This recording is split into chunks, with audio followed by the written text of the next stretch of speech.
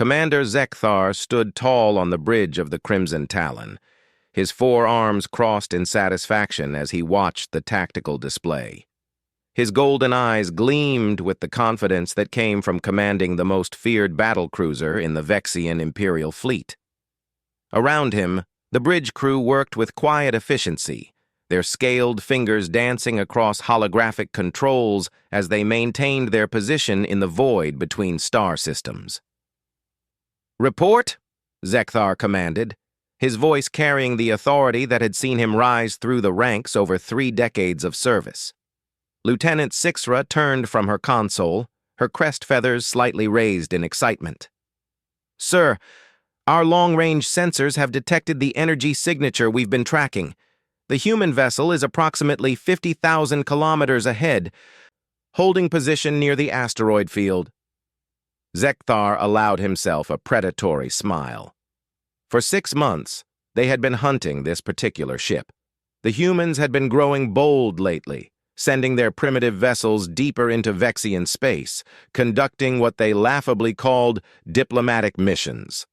The High Council had grown tired of their pestering requests for trade agreements and territorial negotiations. It was time to send a message that would resonate across the galaxy. "Visual confirmation?" he asked.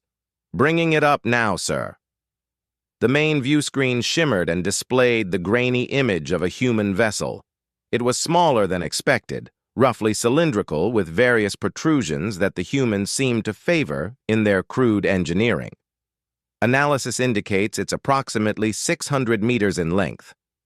Standard human construction materials. Energy output suggests a basic fusion reactor. Zekthar studied the image with growing disappointment. After months of pursuit, this was what they had cornered? A simple cargo hauler or perhaps a science vessel? Where was the challenge in destroying such a pathetic craft? "Sir," called out Communications Officer Threnok from his station, "we're receiving a transmission from the human vessel." "Put it through," Zekthar said, curious to hear what these Deathworlders had to say before their destruction. The view screen changed to show a human face. Zekthar had encountered humans before, and their appearance still struck him as oddly unsettling. The flat features, the tiny eyes, and that strange pink coloration of their skin. This particular human appeared to be middle-aged by their standards, with graying hair and calm blue eyes. "This is Captain Sarah Chen of the UES Endeavor," the human said in accented but clear galactic standard. "I'm transmitting our diplomatic credentials and requesting safe passage through this system." Zekthar leaned back in his command throne, amused. "Captain Chen, I am Commander Zekthar of the Vexian Imperial Fleet. You are trespassing in sovereign Vexian territory. Commander, our navigation logs show this system is in disputed space according to the latest Galactic Council findings. We have legitimate business here." "The only business you have here," Zekthar said, his voice taking on a menacing tone, "is dying. Surrender your vessel for inspection, and we may consider allowing your crew to return to human space." Captain Chen's expression didn't change. If anything, she looked almost sad. "Commander, I strongly advise you to reconsider. You don't want to do this." The audacity. Zekthar felt his blood heating with rage. This soft creature from a primitive world dared to threaten him? "You misunderstand the situation, Captain. You pilot a single, lightly armed vessel against the most powerful battlecruiser in the Imperial fleet. My ship carries enough firepower to glass a moon. Your ship," he gestured dismissively, "appears to be barely capable of faster-than-light travel." "Appearances can be deceiving," Chen replied quietly. "Indeed they can, but not in this case."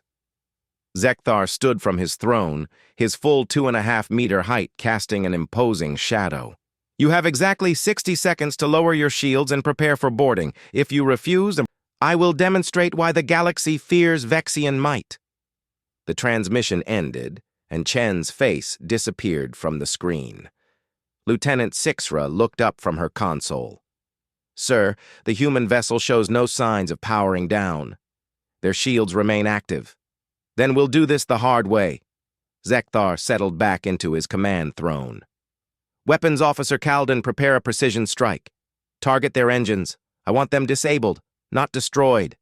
The High Council will want to examine their technology before we execute the crew. Aye, sir. Plasma cannons charging. Target locked. Around the bridge, the crew worked with practiced precision.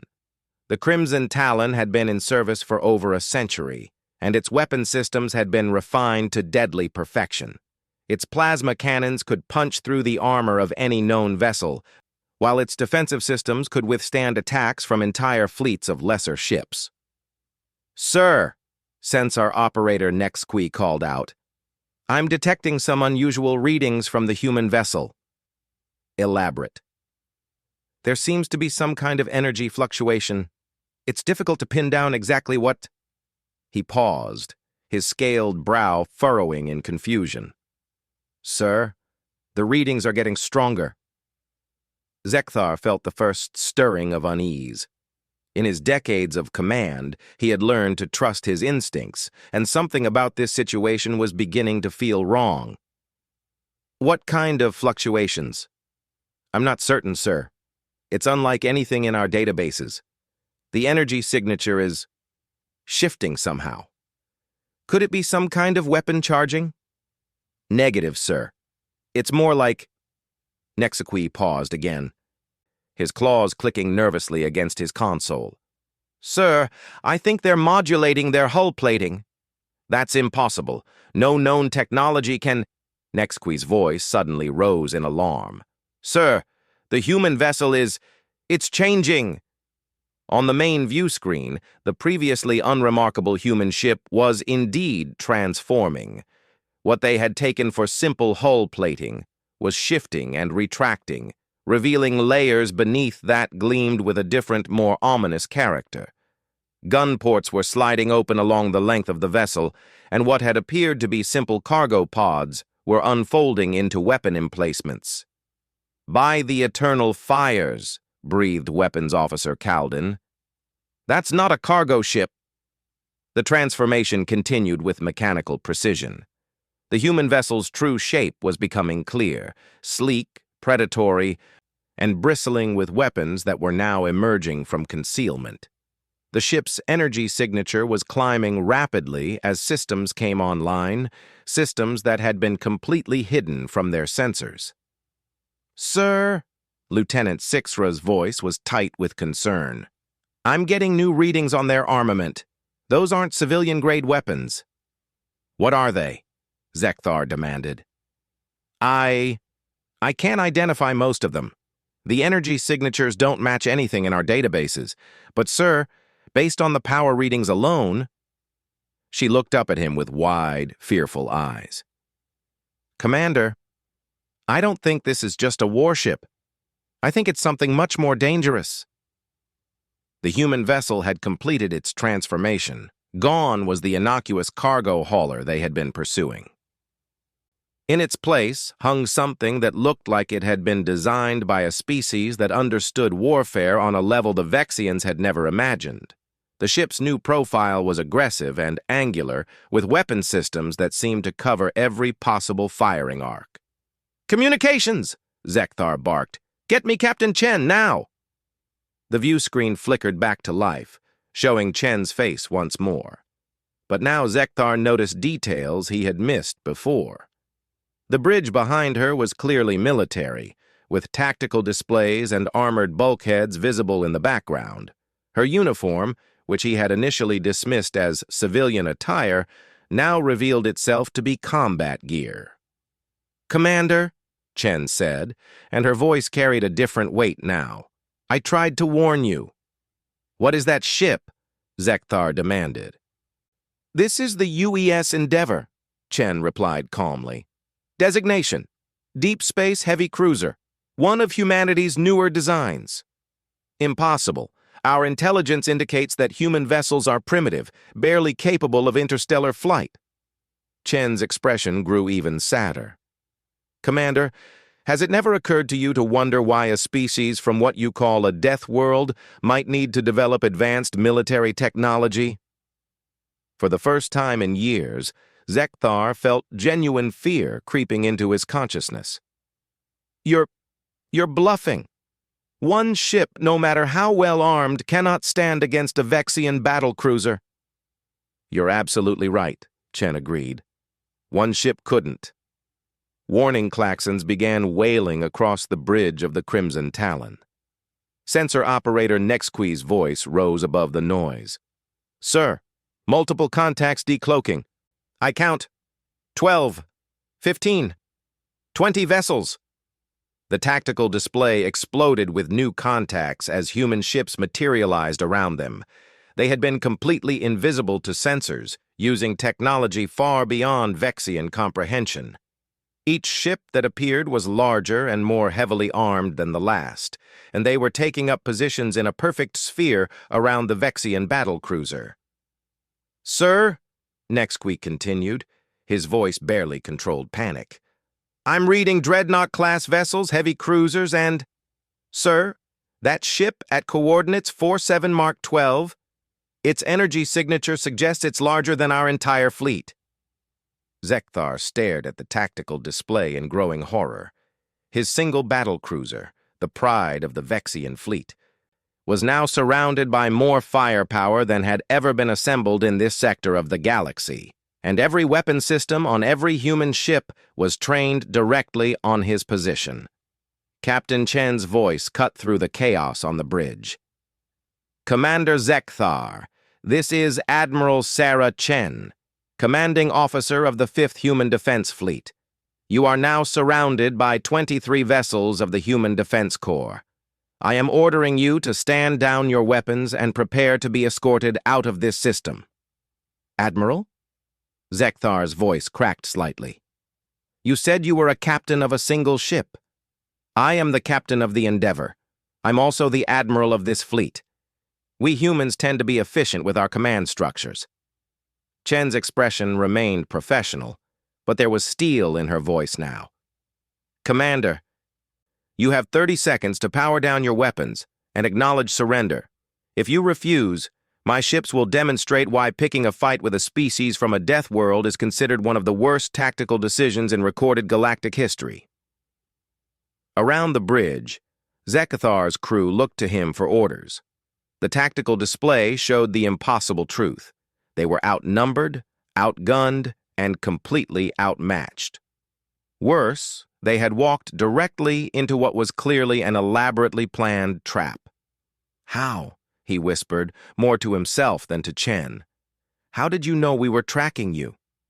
Chen's smile was grim. Commander, we've been tracking your task force for 8 months. We know about every ship in your fleet, every base you've visited, and every communication you've sent to your High Council. Did you really think that a species that survived to reach space on a planet where everything wants to kill them wouldn't be good at hunting? The realization hit Zekthar like a physical blow. They hadn't been hunting the humans at all.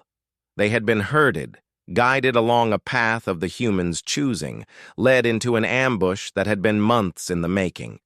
Every step of their pursuit had been orchestrated by their supposed prey. 20 seconds, Commander, Chen said quietly. Zekthar looked around his bridge at his crew. They were Vexians, proud warriors of an empire that had conquered dozens of worlds, but they were also practical beings who understood when a battle could not be won. The tactical computer had finished its analysis of the human fleet, and the numbers were beyond catastrophic. If this escalated to actual combat, the Crimson Talon would be destroyed in seconds. Stand down all weapons, he ordered quietly. Sir? Weapons Officer Calden looked at him in confusion. I said stand down all weapons, now. The bridge fell silent except for the soft hum of systems powering down. On the tactical display, the human ships maintained their positions, their weapons still trained on the Vexian vessel but no longer charging for immediate fire. Admiral Chen nodded. Wise choice, Commander. You'll find that humans can be quite reasonable when we're not being threatened." But Zekthar barely heard her words. He was staring at the tactical display where more contacts were appearing. These weren't ships. They were massive structures, space stations, and orbital platforms that were uncloaking at the edges of the system. The humans hadn't just brought a fleet. They had brought an entire mobile infrastructure. "What?" he began, then stopped, not sure he wanted to know the answer. Chen followed his gaze to the tactical display. "Oh, those. Those are our logistics and command platforms. You see, Commander, when humans go to war, we don't just bring weapons. We bring everything we need to stay at war for as long as necessary. Supply ships, mobile shipyards, medical facilities, research stations." She paused meaningfully. "We learned a long time ago that if you're going to fight, you fight to win, completely and decisively." The true scope of what they had stumbled into was beginning to dawn on Zekthar. This wasn't just an ambush or even a battle. The humans had assembled what amounted to a mobile battle fortress in this system, complete with everything needed to conduct extended military operations. They had been preparing for war on a scale the Vexians couldn't have imagined. "How long?" he asked, his voice hollow. "How long have you been planning this?" "Planning what, Commander? We're not at war with the Vexian Empire. This is just a routine patrol fleet." Chen's expression became almost sympathetic. "Commander, I think there's been a fundamental misunderstanding here. You seem to think this is an unusual show of force. This is just how humans travel through space when we expect to encounter hostiles." The implications of her words settled over the bridge like a dark cloud. This massive fleet, this incredible display of military might, it was routine for the humans. It was their standard operating procedure. "You wanted to send a message to the galaxy," Chen continued. "Consider this our response. The message is simple. Humans are not prey." Admiral Chen's words hung in the silence of the Crimson Talon's bridge like a death sentence. Commander Zekthar found himself struggling to process the magnitude of what he had learned. This overwhelming display of military power was simply how humans traveled through space when they expected trouble. "Sir," Lieutenant Sixro whispered urgently, "incoming priority transmission from Imperial Command." Zekthar closed his eyes briefly. Of course, the High Council would have been monitoring this operation, expecting news of an easy victory over primitive humans. Instead, they were about to witness something that would shake the foundations of Vexian military doctrine. "Put it through," he said reluctantly. The view screen split to show both Admiral Chen and the angular, imposing figure of Supreme Commander Vaktor, the highest-ranking military officer in the Vexian Empire. Vaktor's scarred face and cybernetic eye spoke to decades of warfare and conquest.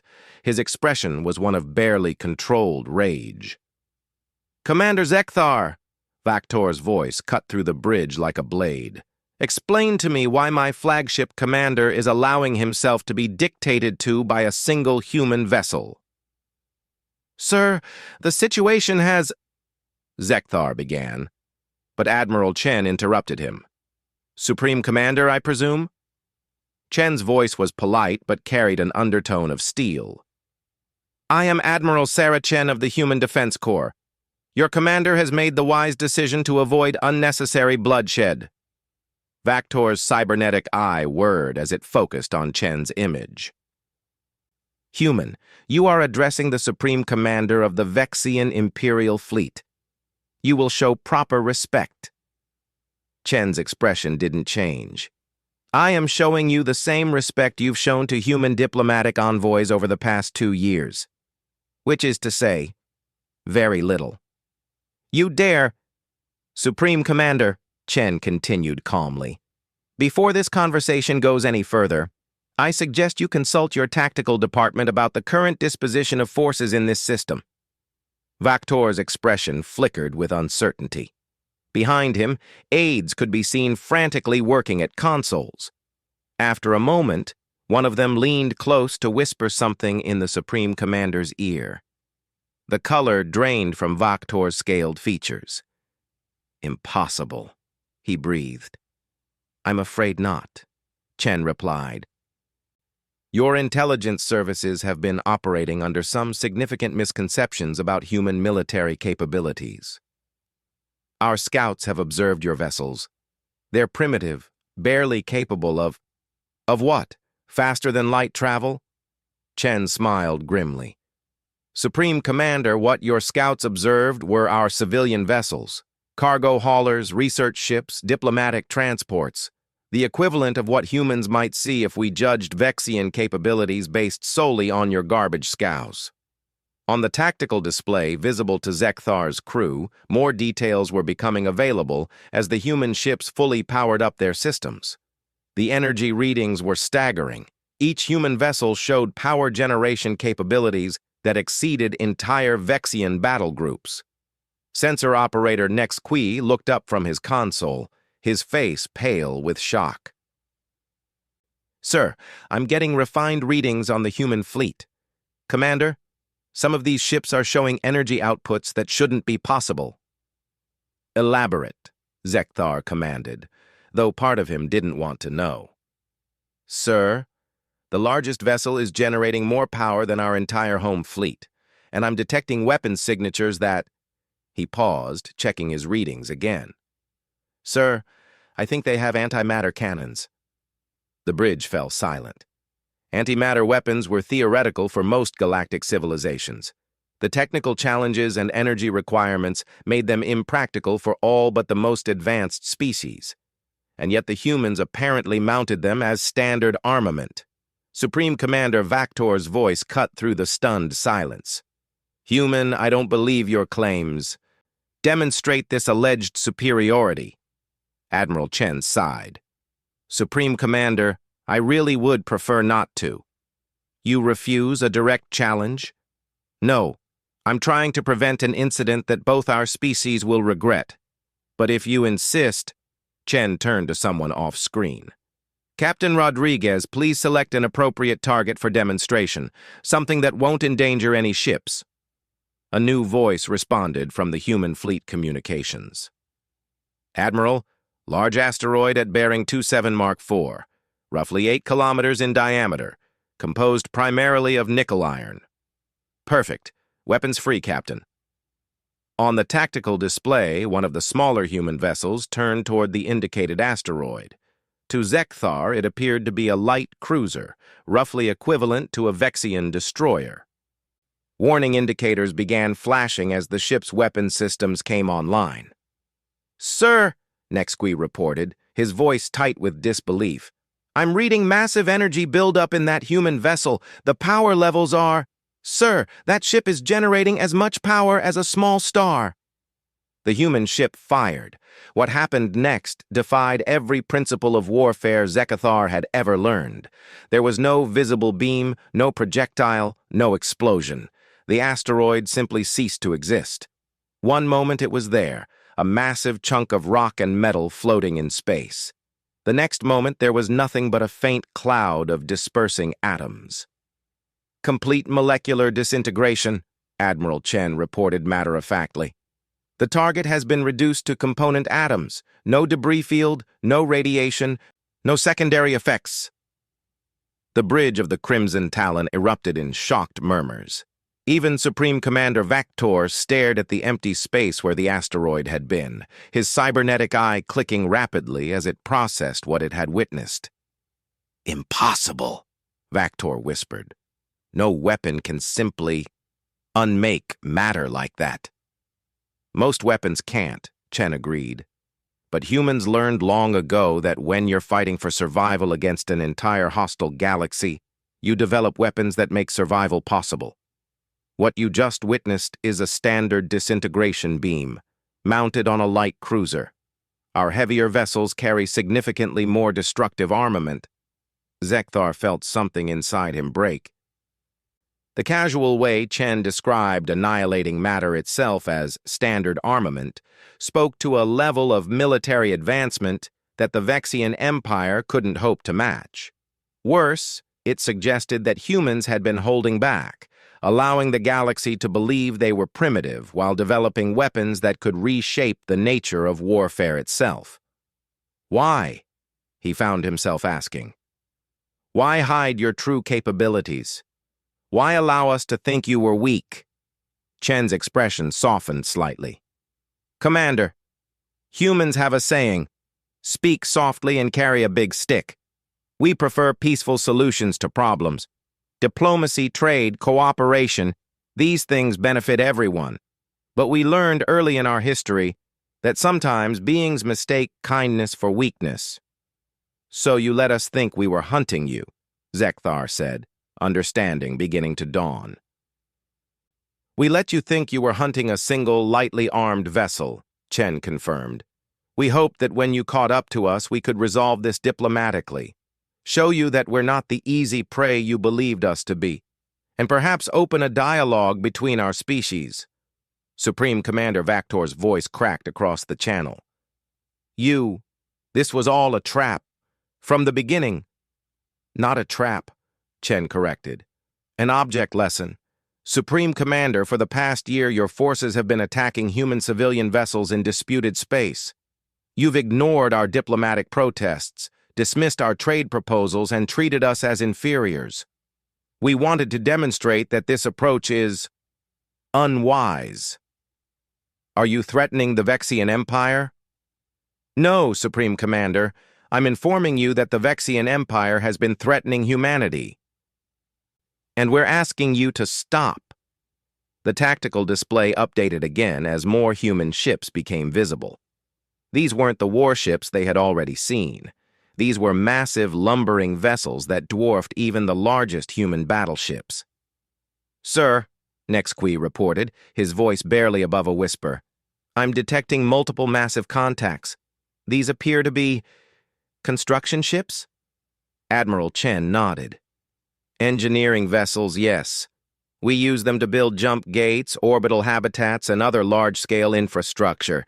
Each one is roughly the size of a small moon and carries enough raw materials and manufacturing capability to construct a small fleet from scratch. The implication hung in the air like a physical weight. The humans hadn't just brought a fleet to this system. They had brought the capability to build more fleets, to establish permanent bases, to conduct military operations on a scale that boggled the mind. How many? Vaktor asked, his voice hollow. How many what, Supreme Commander? How many ships? How many fleets? How large is the Human Defense Corps? Chen paused for a moment, as if considering how much to reveal. Supreme Commander, humanity controls approximately 47 star systems across what you know as the Outer Rim. Each system maintains its own defense fleet. The force you see here represents less than 1% of our total military capability. The bridge of the Crimson Talon fell into stunned silence. Less than 1%. This overwhelming display of force, this casual demonstration of weapons that could unmake matter itself, represented less than 1% of what the humans could bring to bear. Zekthar found his voice. What do you want from us? What we've always wanted, Commander. Peace, trade, mutual respect between our species. Chen's expression became earnest. Humanity has no desire for war with the Vexian Empire. We have no territorial ambitions in your space, no desire to conquer your worlds. We simply want to be left alone to develop our own civilization. And if we refuse? Chen's expression hardened. Then you'll discover why a species from a death world developed weapons capable of turning moons into vapor. Supreme Commander Vaktor leaned back in his chair, the fight seeming to go out of him. You could have destroyed our entire fleet at any time. Yes. You could conquer the Empire itself. Yes. Then why didn't you? Chen's smile was sad. Because, Supreme Commander, humans know what it's like to be the underdog. We know what it's like to be outgunned, outnumbered, and fighting for survival. We have no desire to inflict that experience on others. The communications channel fell silent for long moments as the weight of revelation settled over all participants. The Vexian Empire, one of the most powerful military forces in the galaxy, had just discovered that they were children playing with toys compared to the species they had been casually bullying. "What happens now?" Zekthar asked quietly. "Now, Commander, you return to Vexian space. You report to your High Council exactly what you've seen here. You tell them that humanity is willing to negotiate, willing to establish peaceful relations, willing to share beneficial technologies and trade opportunities." Chen paused meaningfully. "And you tell them that this offer comes with an expiration date. How long?" 30 days. If we don't receive a formal diplomatic mission within 30 days, humanity will assume that the Vexian Empire prefers hostile relations, and we will respond accordingly." The threat was delivered without emotion, without bluster, with the simple certainty of a natural law. If the Vexians chose war, they would get war on a scale they couldn't comprehend. "You're releasing us?" Vaktor asked, disbelief clear in his voice. "Of course. You came here as representatives of your government. You'll leave the same way with a message to deliver. But our ships are defenseless. You could capture our entire command structure." Admiral Chen's smile returned, but now it carried a hint of the predator that lurked beneath humanity's diplomatic exterior. "Supreme Commander, the fact that you're even considering the possibility tells me how little you understand about Deathworld thinking. We don't need to capture you to demonstrate our superiority. We've already done that. And we don't need hostages to ensure you deliver our message. You'll do that because the alternative is the extinction of your species." The simple, matter-of-fact way she delivered that statement sent chills through every being listening. This wasn't a threat or a boast. It was a statement of capability delivered with the casual confidence of a predator explaining to prey exactly how helpless they truly were. "Movement authorization is granted for your immediate departure," Chen continued. "Safe travels, gentlemen.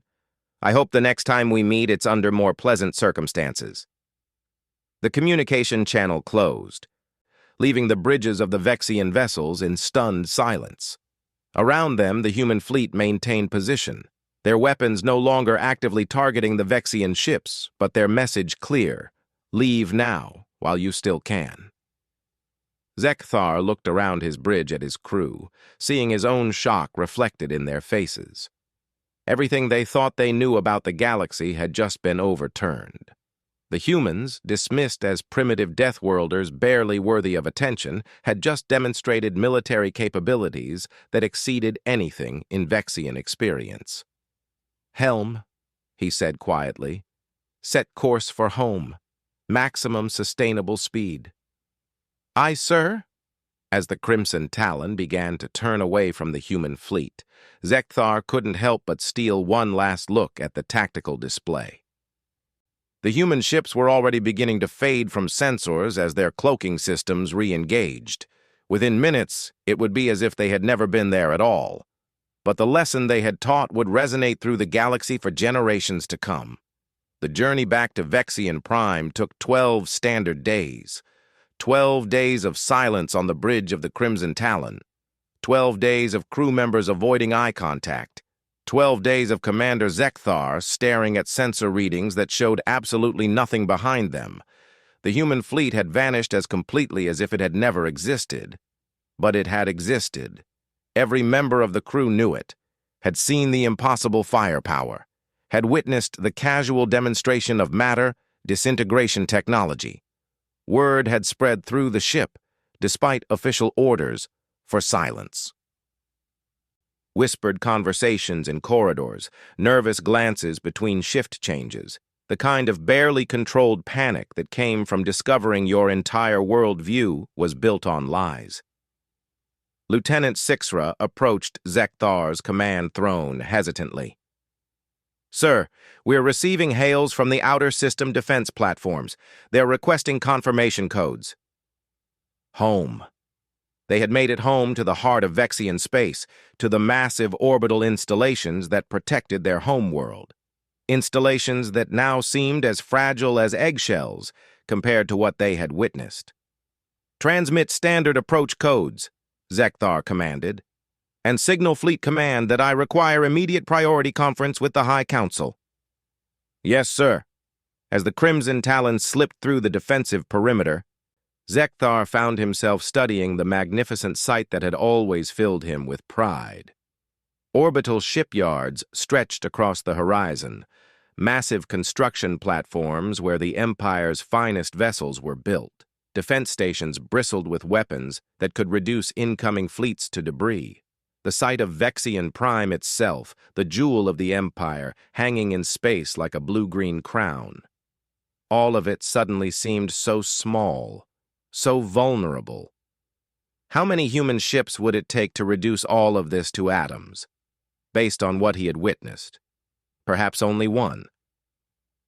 The docking bay of Fleet Command Central was unusually crowded when the Crimson Talon settled onto its berth. Zekthar recognized several other commanders' ships, vessels that should have been on patrol in distant systems. Someone had recalled the fleet, or at least significant portions of it. Word was already spreading. The walk through the corridors of Fleet Command felt like a death march. Officers and administrators stopped their conversations as Zekthar passed, their expressions mixing curiosity with barely concealed dread. By now, everyone would know that something had gone catastrophically wrong with the human operation. The High Council chambers were fuller than Zekthar had ever seen them. Not just the usual 5 council members, but senior military commanders, intelligence officials, and even some civilian leaders. Supreme Commander Vaktor stood at the center of the room, his cybernetic eye glowing more brightly than usual, a sign of stress that Zekthar recognized. "Commander Zekthar," Supreme Council Leader Thexnel's voice carried across the chamber with the authority of absolute power. "Present your report." Zekthar moved to the center of the room, feeling the weight of dozens of eyes upon him. How did one begin to explain that everything they thought they knew about their place in the galaxy was wrong? "Honored council members," he began, his voice steady despite the turmoil in his mind. "The operation to intercept the human vessel was successful. We located and confronted the target ship as planned." "And?" Counselor Yextra leaned forward eagerly. "Did you capture the vessel intact? Our scientists are eager to examine human technology." Zekthar felt a bitter laugh, threatening to escape. "Examine human technology. Counselor, The situation developed in an unexpected manner. Supreme Commander Vaktor stepped forward. "Council members, I believe it would be more efficient if I present the tactical data directly." The chamber's central holographic display activated, showing a recreation of the engagement. The assembled leaders watched in growing silence as the recording played out. The human vessel's transformation from apparent cargo hauler to heavily armed warship, the appearance of the human fleet, the demonstration of the matter disintegration weapon. When the display finally went dark, the chamber remained silent for several long moments. Finally, Council Leader Thexnal spoke, his voice barely above a whisper. "This recording, it is genuine." "Yes, honored leader," Vakthar confirmed. "All sensor data has been verified and cross-referenced. The humans demonstrated military capabilities far beyond our current understanding. The weapon that destroyed the asteroid," Intelligence Director Nixel interrupted, "our analysis indicates it achieved complete atomic disintegration. Such technology should be impossible." "And yet we witnessed it," Zekthar replied. "Along with ships that generate more power than our entire home fleet, cloaking technology that renders them completely invisible to our sensors, and engineering vessels capable of constructing fleets in space." Counselor Dexmore, the eldest member of the High Council, slowly rose from his seat. "In my lifetime, I have seen the Empire expand to control 43 star systems. I have witnessed the subjugation of 7 different species. I believed we were among the most powerful civilizations in the galaxy." He paused, his ancient eyes fixed on the dark holographic display. "It seems I was wrong." "Honored Counselor," military advisor Keklan interjected, "surely this is some kind of deception. No species could hide such capabilities for so long." "Could they not?" Zekthar asked. "Consider our own intelligence reports over the past 5 years. How many times have our scouts observed human vessels? What did they see?" "Cargo ships," Intelligence Director Nixel admitted reluctantly. "Research vessels, diplomatic transports, ships that appeared primitive, using simple fusion drives and basic hull materials." "Because that is what the humans wanted us to see," Supreme Commander Vaktor said grimly. "While we were cataloging their civilian fleet, their military vessels remained completely hidden. We never detected so much as a hint of their true capabilities." Council Leader Thexnall stood slowly, his expression grave. "What are the strategic implications?" The question hung in the air like a death sentence. Military advisor Keklan consulted his data tablet before responding. "If the humans' claims about their total military strength are accurate, they could overwhelm our defenses within days, possibly hours." "And their ultimatum?" 30 days to send a diplomatic mission," Zekthar reported. "If we fail to respond, they indicated they would consider us hostile." "Hostile?" Counselor Yekstra repeated the word as if it tasted bitter. "They spoke of responding to hostility. What did they mean?" Supreme Commander Vaktor activated a tactical projection of known space. "Based on their demonstrated capabilities, they could strike any target in our territory without warning. Our defensive networks would be useless against ships that can cloak completely and carry weapons capable of disintegrating matter itself." The chamber fell silent as the implications sank in. The Vexian Empire, which had spent centuries building one of the most powerful militaries in the galaxy, had just learned that they were helpless children in the face of human technology. Intelligence Director Nixel cleared his throat. "There is another consideration. If word of this encounter spreads to other civilizations, our status as a major power would be severely undermined." Council Leader Thexnall finished grimly. "Species we have dominated for generations would begin to question our strength." "It gets worse," Vaktor added quietly.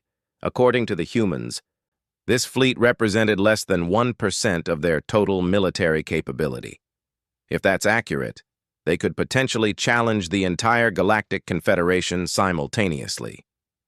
The weight of that revelation settled over the chamber like a shroud. Not only was the Vexian Empire outmatched, but the entire galactic power structure might be built on a foundation of ignorance about humanity's true strength. "We need more information," Counselor Dexmore declared. "Contact the Kralex Federation, the Torch Republic, the Hegemony. Find out if any of them have encountered similar demonstrations of human capability." "Sir," Intelligence Director Nixel consulted his communication device, "I'm receiving priority messages from several allied governments. The Kralex Federation is requesting emergency consultation about a recent encounter with human forces." The blood drained from Council Leader Thexnall's face. "It's happening everywhere." Over the next several hours, reports flooded in from across known space. The Kralex had intercepted what they believed was a human smuggling operation, only to discover it was an entire battle fleet in disguise. The Torch Republic had attempted to blockade a human trade convoy and found themselves facing weapons that could punch holes in reality itself. The Hegemony had captured what they thought was a human research station, only to discover it was a mobile fortress with enough firepower to sterilize planets. Each report painted the same picture. Humanity had been systematically revealing their true capabilities to every major power that had dared to threaten them. And in every case, the demonstration had been delivered with the same message: 30 days to establish diplomatic relations or face the consequences. It's coordinated, Supreme Commander Vaktor realized. This isn't random. The humans planned this, timed it to happen simultaneously across the galaxy. But why? Counselor Yextra demanded. If they possess such power, why reveal it now? Commander Zekthar found himself remembering Admiral Chen's words. The human admirals said that beings sometimes mistake kindness for weakness. I believe they grew tired of being underestimated. Or, Intelligence Director Nixel added grimly, they're preparing for something larger. Something that requires the galaxy to understand their true strength. The chamber fell silent as that possibility sank in. What threat could be so significant that humanity felt the need to reveal military capabilities they had successfully hidden for years? Council Leader Thexnall stood slowly, his decision evident in his posture. The path forward is clear. We will dispatch a diplomatic mission to human space immediately. Honored Leader, Military Advisor Keklan protested. To negotiate from such a position of weakness is preferable to extinction, Thexnall cut him off sharply.